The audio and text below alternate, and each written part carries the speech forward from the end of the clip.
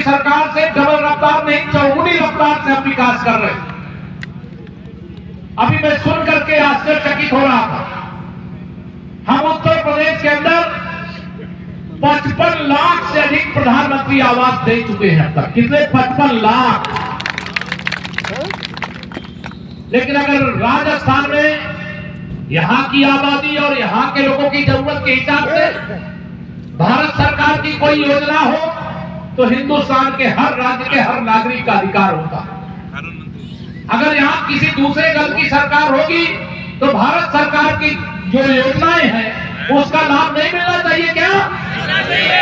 आपके अधिकारों में डाका डालने का काम, बाधा डालने का काम, बैरियर लगाने का काम कांग्रेस की यह जो गरीब विरोधी, किसान विरोधी सरकार है, जरूरतमंद जो लोग हैं उनकी जरूरतों को पूरा करने में पीछे हटने वाली सरकार है, दंगा करने वालों का संरक्षण करने वाली सरकार है, जमीनों पर कब्जा करने वालों की सरकार है, भ्रष्टाचार करने वालों की सरकार है।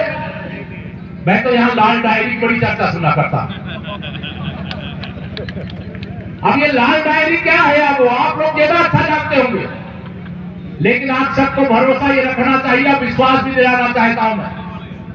आने वाले समय में 3 दिसंबर को जब भारतीय जनता पार्टी की सरकार होगी, लाल डायरी का काला चिट्ठा बाहर आएगा और जो भी उसके दोषी होंगे उनके खिलाफ कार्रवाई होगी। भ्रष्टाचार के बारे में जो यहाँ तमाम हमारे बड़े बुजुर्ग बैठे, मंच पूरा सम्मानित मंच बैठा है, सामने इतना बड़ा जनसैलाब बैठा है, सबके सामने मैं खुलेआम कह सकता हूं कि कांग्रेस पार्टी भ्रष्टाचार की अम्मा है। ऐसी भ्रष्ट पार्टी जिसकी केंद्र में सरकार थी, श्री राहुल गांधी और श्रीमती प्रियंका वाड्रा के पिता श्री राजीव गांधी जी देश के प्रधानमंत्री थे। वह गर्व से संसद में खड़े होकर के कहते थे कि अगर हम दिल्ली से 1 रुपया भेजते हैं तो जिसके लिए भेजते हैं उसके पास 15 पैसा पहुंचता है। बताइए, याद है किसी को? मालूम है कि नहीं मालूम है?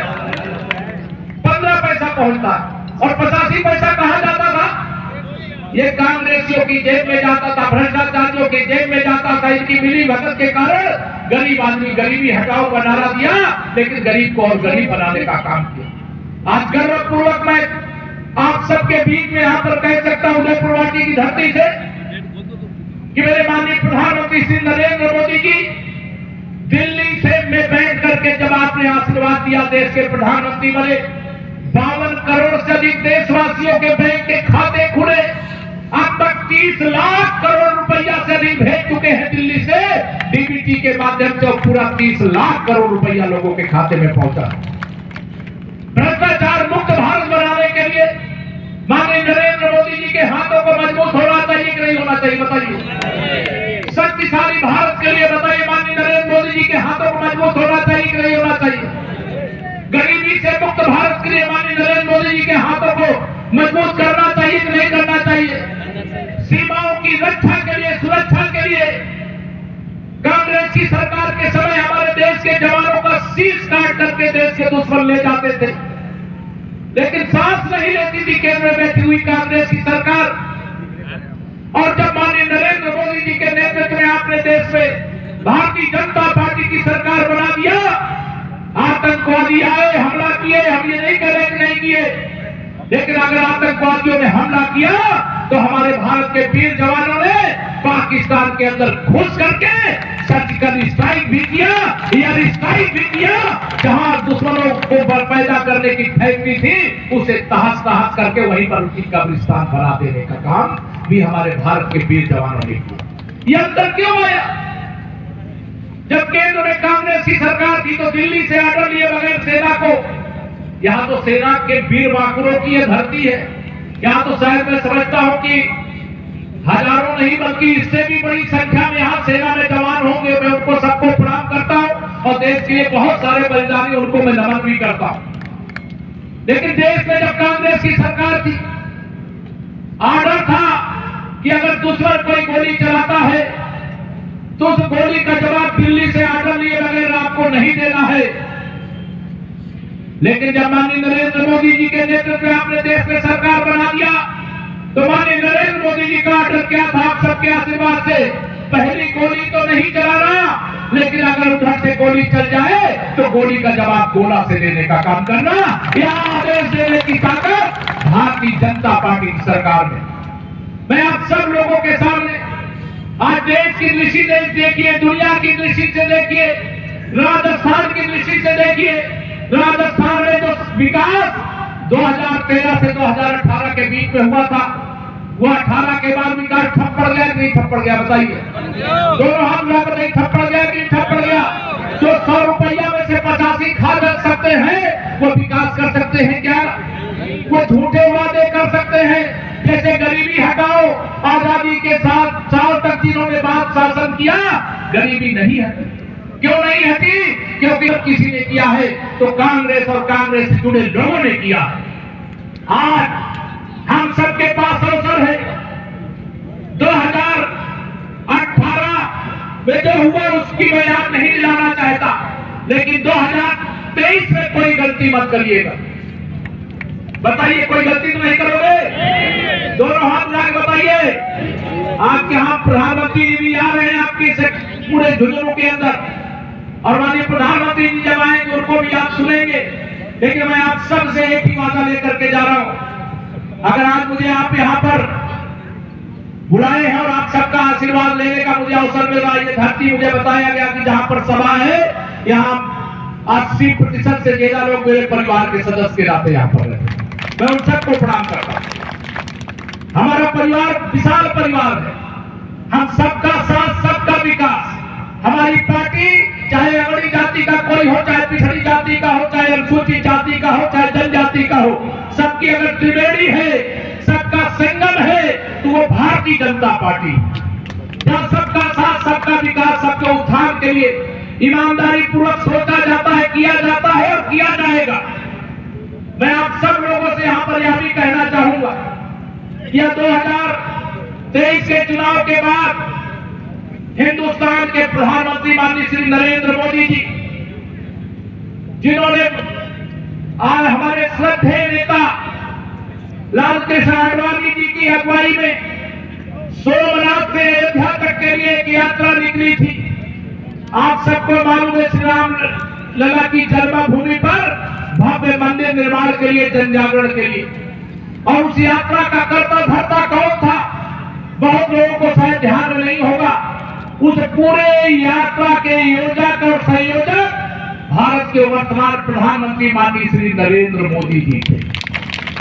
उन्होंने देश के लोगों के आंखों में राम भक्ति का जुनून देखा है।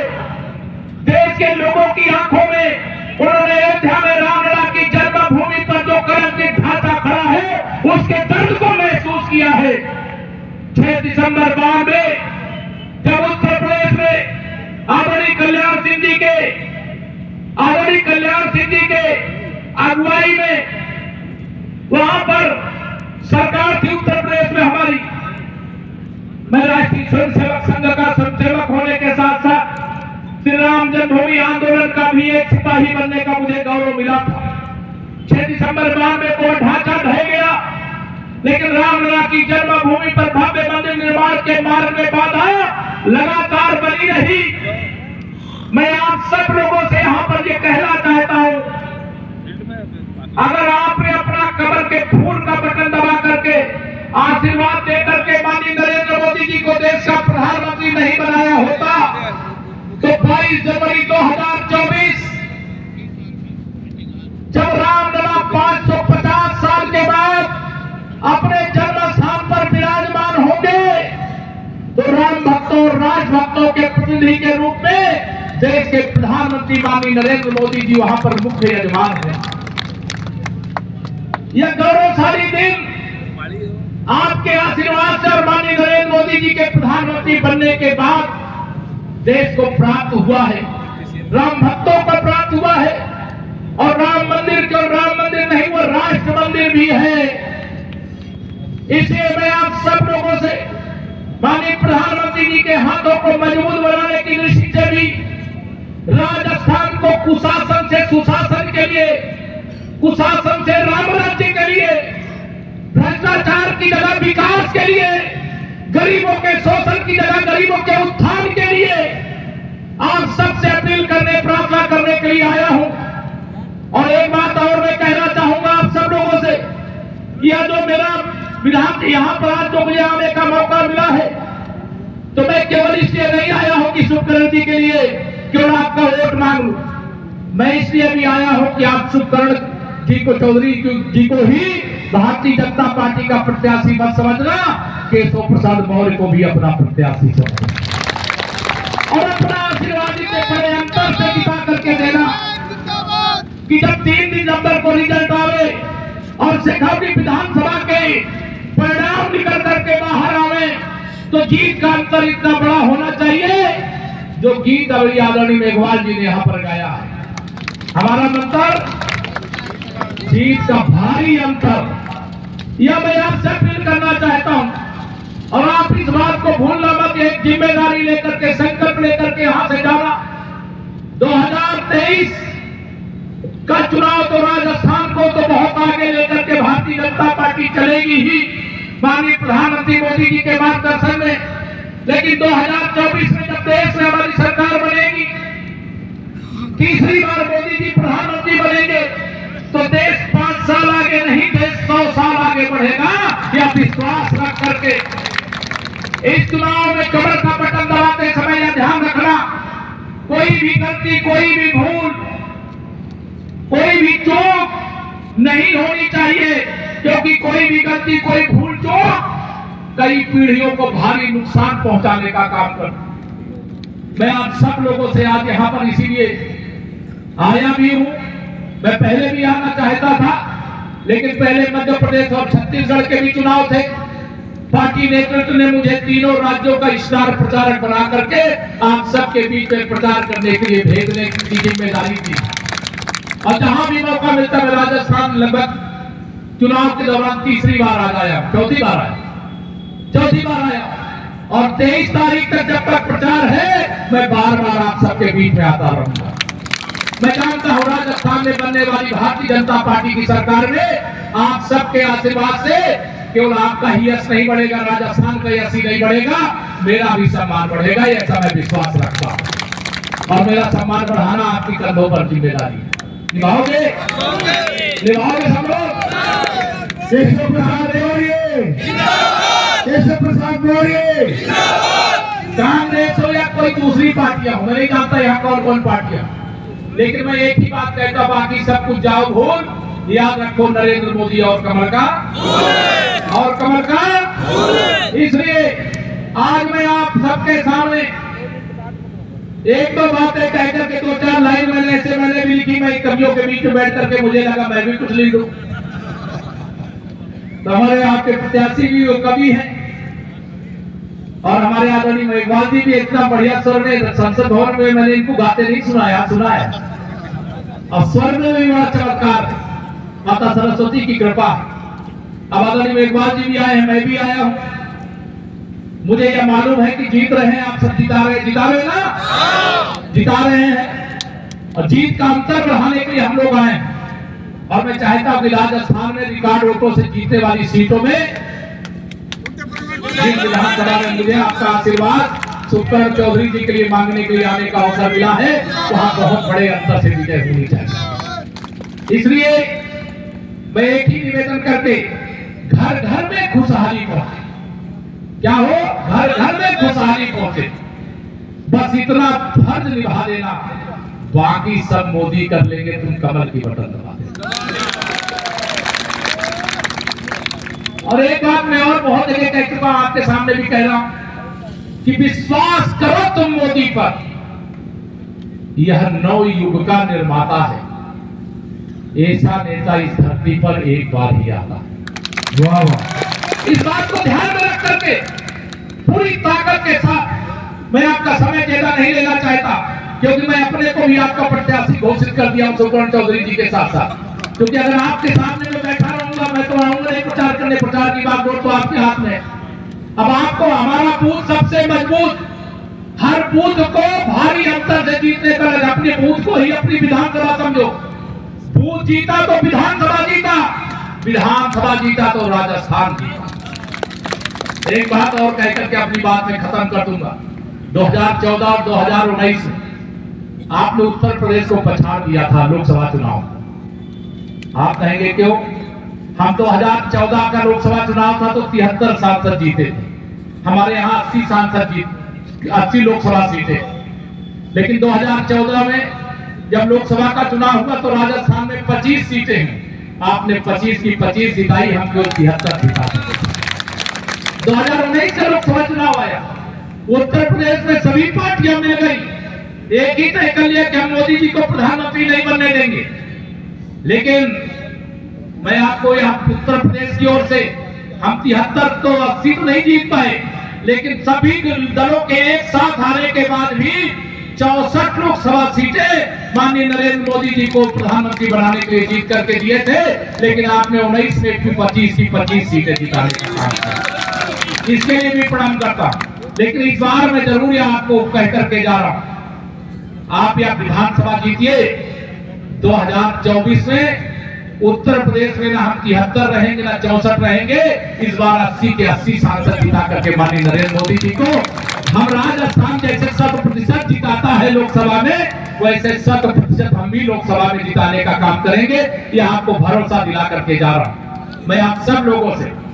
एक है ना, तो मैं 7 विधानसभा, मैं यहाँ पर तो विक्रम, यहाँ पे तो आपके सुकरण चौधरी जी के लिए मैंने अपील कर ही दिया, लेकिन पिलानी सुरक्षित विधानसभा से श्री राजेश दहिया जी चुनाव लड़ रहे हैं, उनके लिए सूरजगढ़ से श्रीमती संतोष अहलावत जी, झुंझुनू से श्री बबलू चौधरी जी, मड़ावा से श्री नरेंद्र कुमार सांसद जी जो थे उनको भी लड़ाया गया है, नवलगढ़ से श्री विक्रम सिंह जाखड़ जी और खेतड़ी से श्री धर्मपाल गुर्जर जी यह चुनाव लड़ रहे हैं। इनको सबको भी कमल के फूल पर वोट देकर के भारी मतों से पूरा झुंझुनू कमल के फूल के हवाले करने की अपील करता हूं और मोदी जी के हाथों को मजबूत बनाने की आप सबसे प्रार्थना करता हूं। और अंत में 22 जनवरी को नहीं, 22 जनवरी के बाद कमल खिला करके आप अपने विधायक जी के साथ, अपने जिला अध्यक्ष जी के साथ, अपने आप पार्टी के सभी नेतृत्वकर्ताओं के साथ अयोध्या आइए, मैं आपका सबका वहां पर स्वागत करूंगा। और यह ध्यान रहे, पहले अयोध्या राम भक्त के रूप में आते थे तो वहां लाठी और गोली चलती थी, लेकिन इस समय जब आप आएंगे तो लाठी गोली नहीं, आपके ऊपर फूलों की वर्षा, आपका स्वागत होगा, सम्मान होगा। मैं सादर आमंत्रित करते हुए देता हूं अपनी वाणी को विराम। जरा दोनों हाथ उठा करके एक बार फिर से बोलिए, जय श्री राम, जय श्री राम, जय श्री राम, भारत माता की, भारत माता की, नरेंद्र मोदी जिंदाबाद।